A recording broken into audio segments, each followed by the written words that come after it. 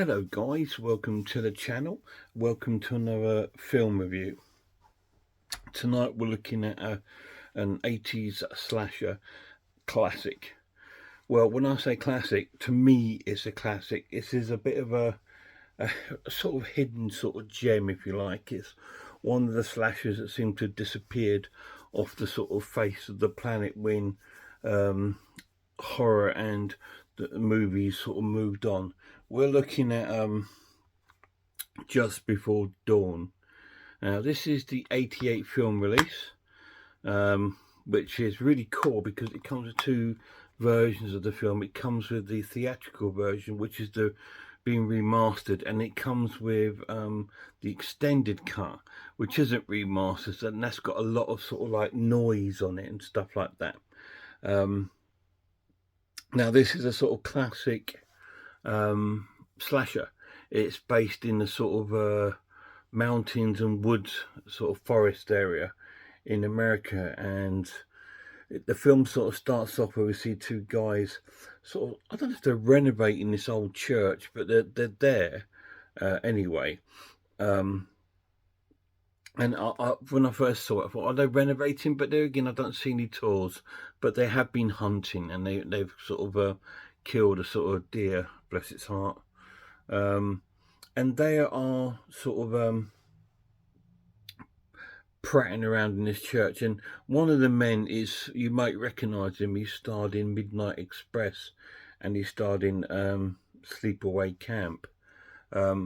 And he's looking around, and he looks up at the roof, and he sees our killer. It's quite obvious, but quite early in the film we see our killer, and our killer's not our average sort of guy. He's sort of like a sort of big, hefty, overweight sort of guy, but he's an absolute lunatic nutter.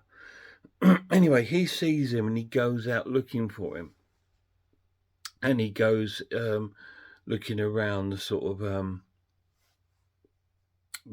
outside the church to see if he can see him, and he looks up on the roof and he can't see him anymore.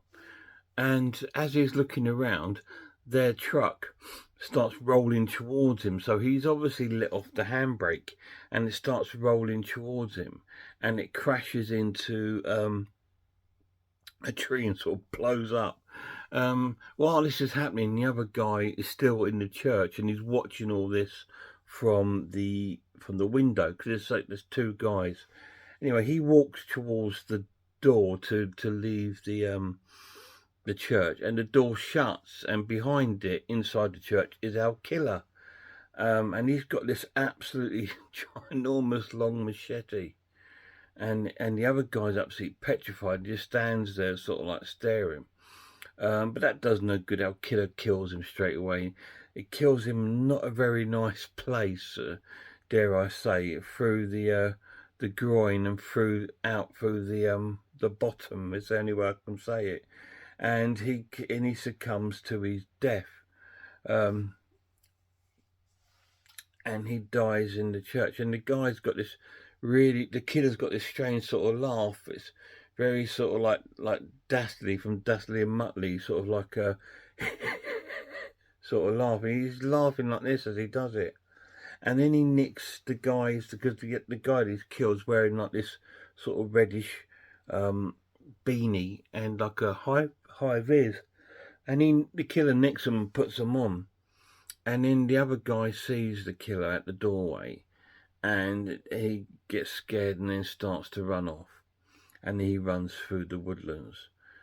And as this is going on, we then cut to seeing a RV coming with our teens in it. Okay, so they're on their way towards this woodland area, and they're on like a sort of I think they got some sort of deeds to like an old house or something, but they're on their way to climb this sort of mountain area, and we meet our sort of teens, and there's about 5 or 6 of them in this RV, and they're heading towards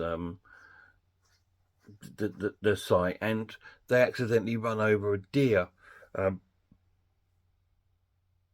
which I'm not going to show you that, but because I don't like to show you any animals that get any hurt or anything. Anyway, the main guy gets out of the van and starts looking around, And then we get the classic Friday the 13th sort of camera view, where we get a first person view of someone watching him through like the shrubbery. Anyway, he heads back to the van and tells them that no, it's fine, the deer got away because he couldn't find it. And then they carry on their journey. And then we join the ranger who lives in like a wooden shack there with like his horse, and the ranger's played by George Kennedy, amazing actor. So he plays the ranger, and he's sort of like messing around with his bonsai trees, and his horse is going absolutely berserk outside. I think his horse gets unsettled by any sort of noise because they live out in the middle of nowhere. Anyway, he goes out to see what's wrong with the horse, and then he sees that the RV pulls up. And then the RV sort of like the kids asking him, "Oh, can they show him which way to go?" And he's advising them, warning them not to go there. And the guy says, "Oh, we're okay. You know, I'll be careful they don't get killed by poison ivy plants and that." He goes, "It's not about the poison ivy plants." So I think he knows that this sort of guy that lives in the woods, it's like this killer, which is a very sort of Friday the 13th madman sort of Mars sort of plot to the film. But they ignore him and they go off on their trip towards the mountains, and George has warned them, isn't he? So we see them then heading out towards the mountains through the woodlands to where our killer lives. And so you know exactly what's going to happen, so I'm not going to spoil it and say any more. So how many of them are going to get killed off? Or any of them going to survive? What's going to happen to the guy that's run away from the church from the first killing? Is he going to get caught? You need to watch it and find out, because I'm not going to tell you anymore. What do I think about Just Before Dawn? Like I told you, to me it's a classic. It's a classic, underrated slasher. I think it's absolutely fantastic. I think it's come out 1980. I'm sure it did. I can't remember the exact year, but it's around the same sort of time as Friday the 13th, and obviously I don't think it copied Friday the 13th, and I don't think Friday the 13th copied this. I think they just happened to both come out around the same sort of time, because the killers are so different and completely different stories, but the environment's same, and it's got the same sort of jump scares and same sort of kills and stuff like that. The pluses of this edition, it looks really, really nice. Yes, if you watch the extended edition, you're going to get a lot of noise and a lot of sort of like tears in the film. Now, that's why I showed you that beginning clip right at the beginning. That's from the extended edition. All the other clips are from the theatrical. So you can see it looks really nice. They've done quite a good job remastering this, because it is a very old film, and I think it has been lost for quite a while, and it's because it took quite a while for this to come out. This is now out of print from 88 Films, so you can't actually buy it anymore. And I've seen it around, and it does go for some silly prices. So just be wary of this if you're going to try and pick it up. But I've seen on CEX the DVD goes for a really cheap price. So if you want to pick this up, pick it up on DVD, because it's a better deal. This is really overpriced in a lot of places. So you know, I've given you that advice. It's a great film. It's cheesily acted, but it's got some great cast in it. Like you see it, like I showed you the guy at the beginning, and it's got George Kennedy. So although it's got some cheesy acting, it's also got some great acting in it. It's so different. This is one with an actual sort of storyline to it, and it's actually different, and it's well played out, and it's really well made. So it's a lot different, and that's why I'm so surprised that it's kind of like disappeared off the face of the planet when sort of Blu-rays came out. you know, we had all these Arrow videos, and we had 88 films. That it took such a long time for this bad boy to come out. So it's really, really cool that it's actually out. There is some gore in it. It's quite cool gore in it, and some quite good effects in the film, which is quite good. It's not the most blood splattered of slasher films, but it's still really cool. Negatives? No, I can't think of any. I really can't. But saying that, I'm still going to score this an amazing watch and give it a 9 out of 10. I still don't think it's a 10 out of 10 film. Just because it doesn't have that 10 out of 10 feel to it. You know, it's just got like that sort of B movie feel to the film. You know, like Mutilator and all these sort of films. It's got that kind of feel to the film, but it's absolutely wonderful. If you love slasher films, you pick it up, but pick it up on DVD, all right, because you're going to get a better price for that.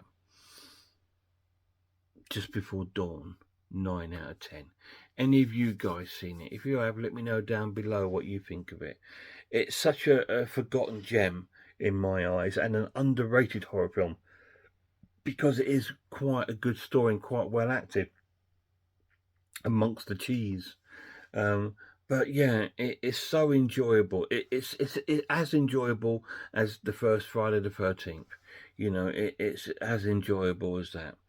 And when this came out, I had it on VHS. I bought it from Video Choices X Rental, and I watched it, and I watched it, and I watched it, because it creeped me out.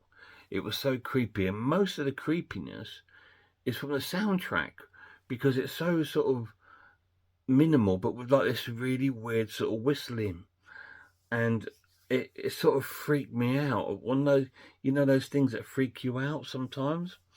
And that freaked me out. I don't know why, it just did. But I loved it so much. And I remember owning it on the DVD. And I absolutely, not DVD, on VHS. I absolutely loved it. This is the first time I sort of owned it since the VHS days. So it's so cool to have it back in the collection. And it's just one of those films, like, that I really wanted on Blu-ray, like the other film I talked to you about a lot, Alone in the Dark, which is absolutely incredible. It's a very Halloweenish. This is more Friday the 13th. Alone in the Dark is very much more like Halloween, where you get these sort of mental patients escaping one night from their mental asylum and stalking the town, like, you know, and doing different kills and stuff. That's another fantastic film that really needs a Blu-ray release. Guys, till my next video, please check out some horror channels for me. Check out Horror Hands, Horror Geek, Man v Film, RS Designs, Pizzlewell. I am the Ice Lord, Cat watches horror movies, and a massive shout out to my lad.